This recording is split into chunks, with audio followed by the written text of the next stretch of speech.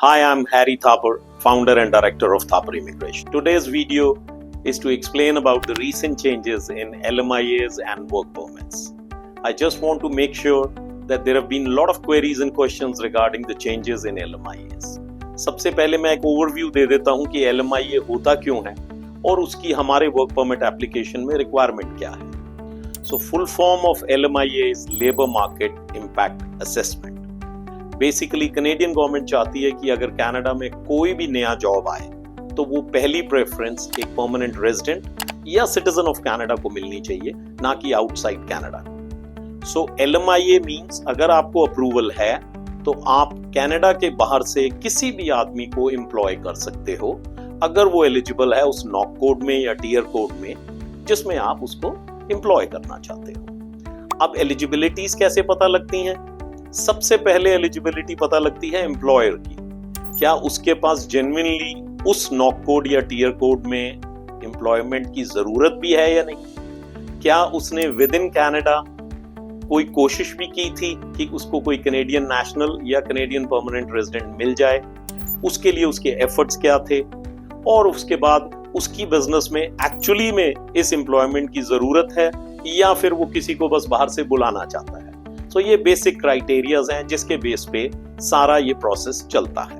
एक LMIA के लिए एम्प्लॉयर को एम्प्लॉयर्स की फीस जो वैलिडिटी फीस है वो भी देनी होती है जो कि कनेडियन $1,000 है. उसके बाद उसको न्यूज़पेपर्स में पैम्फलेट्स हैं और Indeed.com दूसरी एम्प्लॉयमेंट साइट्स हैं, जॉब बैंक है कनाडा का, उन सब जगह पर उसको एडवर्टाइज करना होता है, मार्केट करना होता है कि उसकी रिक्वायरमेंट क्या है, जो वो एम्प्लॉय हायर करना चाहता है उसकी बेसिक रिक्वायरमेंट क्या है. अगर लेबर मार्केट असेसमेंट के बाद IRCC को लगता है कि जेन्युइनली उसकी कोशिश के बावजूद उसको विद इन कनाडा कोई नहीं मिला तो फिर वो उसको एक आदमी की या जितनी भी उसने एप्लीकेशन लगाई होती है उसका अप्रूवल देते हैं जिसको हम ओपन LMIA कहते हैं. ओपन LMIA का मतलब अभी उसमें किसी एम्प्लॉय का नाम नहीं है क्योंकि अभी इस स्टेज पे एम्प्लॉयर को भी नहीं पता कि उसको इंटरनेशनली कौन आदमी मिलेगा और उसकी एलिजिबिलिटी मैच करेगी या नहीं करेगी. सो इसको ओपन LMIA कहते हैं. वंस ये ओपन LMIA आ जाता है उसके बाद इंटरनेशनल जो भी अप्लाई कर रहा है वो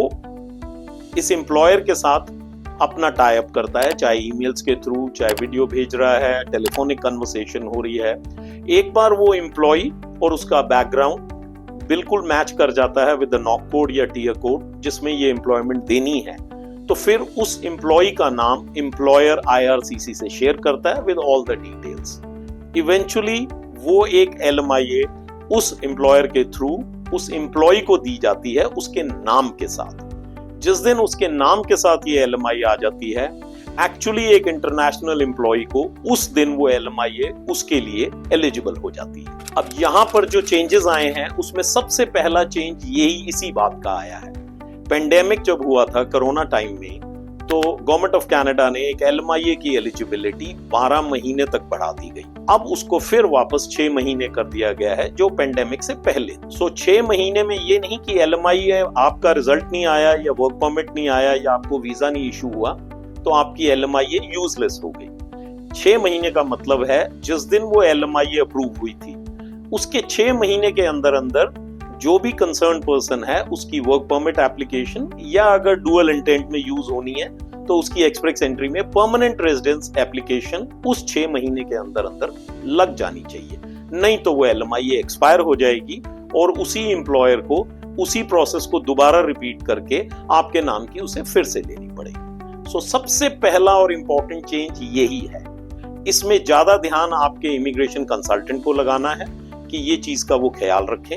आपको भी ऑफ कोर्स इस बारे में पता होना चाहिए. सेकंड जो चेंज आया है, जैसे मैंने बताया कि कनेडियन एम्प्लॉयर जब बाहर से हायर करता है किसी को तो उसका $1,000 कनेडियन का फीस है. सो ये अनाउंस हो गया है कि इस फीस में इंक्रीज होगा. कितना होगा ये अभी तक ऑफिशियली अनाउंस नहीं हुआ है बट आप प्रिपेयर्ड रहें. कल को अगर आपको लगता है कि कहीं कॉस्ट एक्स्ट्रा थी, वैसे ये कॉस्ट नॉर्मली एम्प्लॉयर बेयर करता है और इसके अलावा भी एम्प्लॉयर काफी कॉस्ट बेयर करता है एडवर्टाइजमेंट की, मार्केटिंग्स की, इंटरव्यू कंडक्ट करने की, और अगर उसने कनाडा के अंदर अपना कोई इमिग्रेशन लॉयर या कंसल्टेंट हायर किया हुआ है तो उसकी कंसल्टेंसी फीस भी देता है एक employer. So on an average, again just a ballpark figure है, डिपेंडिंग ऑन कि कौन सा नॉक कोड या टीयर कोड था और कौन सा कंसल्टेंट उसने हायर किया और उस कंसल्टेंट की फीस क्या थी, एक एम्प्लॉयर को ऑन एन एवरेज 8 से 10,000 कनेडियन डॉलर का कॉस्ट आ जाता है एक एलएमआई निकालने के लिए। सो आपको एक मैक्रो पिक्चर मैंने एलएमआईज और उसको कैसे हम आगे वर्कआउट करते हैं उसकी दे दी। द थर्ड चेंज इज कि अब एम्प्लॉयर की स्क्रूटनी, उसका बैकग्राउंड चेक और ये सब बहुत स्ट्रिक्ट हो जाएगा। सो अगर वो एम्प्लॉयर एलिजिबल नहीं है आपको उस नॉक कोड की एलएमआई देने के लिए, तो उसका थॉरो चेक होगा, उसके फाइनेंशियल्स चेक होंगे, उसकी करंट कैपेबिलिटी, उसकी कंपनी की क्या है वो चेक होगी, और ये भी देखा जाएगा कि क्या उसको जरूरत भी है इस नॉक कोड में किसी एम्प्लॉय को रखने की।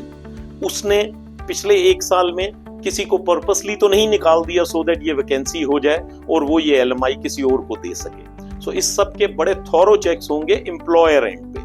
तो एम्प्लॉयर्स को भी इस चीज का ख्याल रखना है और हम जैसे इमिग्रेशन कंसल्टेंट्स को तो रखना ही रखना है। नंबर 4 जो चेंज आया है, और ये इंपॉर्टेंट है और थोड़ा इसको ध्यान से समझना, एक होता है लो वेज एलएमआई, एक होता है हाई वेज एलएमआई और एक होता है डुअल इंटेंट एलएमआई। इसमें से सिर्फ लो वेज में कैपिंग में फर्क डाला गया है आईआरसीसी की तरफ से।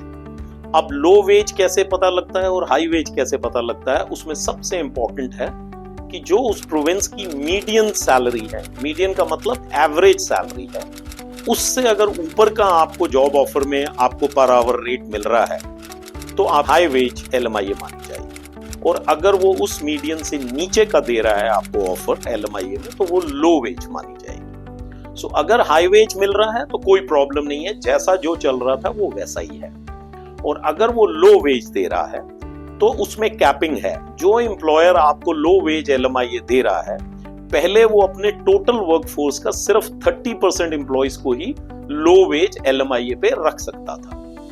अब वो कैपिंग कर दी गई है 30 से गिरा के 20% पे। सो एक एम्प्लॉयर अगर उसके पास, मैं एग्जांपल देता हूं, 100 एम्प्लॉइज हैं तो पहले वो 30 लोगों को लो वेज एलएमआई दे सकता था, अब वो कम करके 20 लोगों पे आ गई है। सो लो वेज एलएमआई में खास ख्याल रखना है स्पेशली कंसल्टेंट्स को, और जो एलएमआईज ले रहे हैं उनको भी हल्की सी इस बात की क्वेरी या क्वेश्चन अपने कंसल्टेंट से जरूर पूछना चाहिए। हाई वेज में कोई फर्क नहीं आया और डुअल इंटेंट में भी कोई फर्क नहीं आया, वो जैसा था एग्जैक्टली वैसा ही लॉ चल रहा।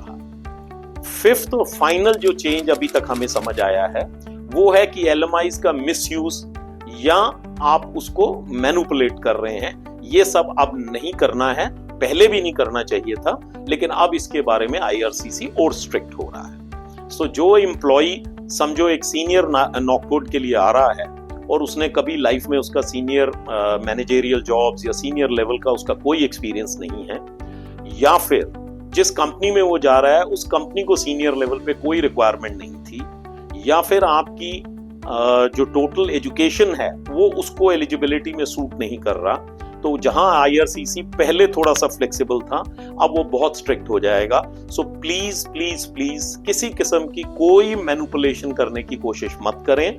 जो आपका जेन्युइन नॉक कोड बन रहा है, आपके एम्प्लॉयर की जेन्युइन रिक्वायरमेंट बन रही है, उसी के थ्रू जाएं जैसा कि होना चाहिए। एलएमआईज और वर्क परमिट एक बहुत लीगल तरीका है कनाडा में आने का जो आउटसाइड कनाडा है। सो उसका मिसयूज मत कीजिए, उसको जेन्युइनली यूज कीजिए, और अगर आप उसमें एलिजिबल हैं तो कभी कोई प्रॉब्लम नहीं आएगी। एज इट इज कनाडा को लोगों की जरूरत है, लेकिन स्पेसिफिक लोगों की ज्यादा जरूरत अब होने लग गई है। तो आपने नोटिस किया होगा कि अब जो ड्रॉज आ रहे हैं वो या तो बिल्कुल स्पेसिफिक नॉक कोड्स के आ रहे हैं या उसमें जिसमें एलिजिबिलिटीज और लोगों की शॉर्टेज है, जैसे कि नर्सिंग हो गया, जैसे ट्रांसपोर्टेशन हो गया, अगर आप देखें तो आईटी वाले लोग हैं, और even medical health care facilities में अब डॉक्टर्स भी जा रहे हैं फ्रॉम आउटसाइड कनाडा जो पहले नहीं थे। सो ऐसा नहीं है कि आईआरसीसी ने एप्लीकेशंस एक्सेप्ट करना बंद कर दिया है या ड्रॉज नहीं आ रहे। आप लोग सरप्राइज्ड होंगे कि जुलाई में आई थिंक जब से ये सिस्टम्स चालू हुए हैं, इनको 7-8 साल हो गए हैं, तब से highest number of drawers express entry के किसी भी क्राइटेरिया में जुलाई 2024 में आए हैं, which is a good news. So basically वो चाह रहे हैं कि जो लोग अब इस टाइम विद इन कनाडा हैं उनको अप्रूवल्स पहले दिए जाएं। आउटसाइड कनाडा हो सकता है थोड़ा सा सिस्टम स्लो हो जाए, लेकिन कोई ब्लैंकेट बैन किसी भी केस में कहीं भी नहीं है। So basically this was just an overview of the LMIAs and how they happen.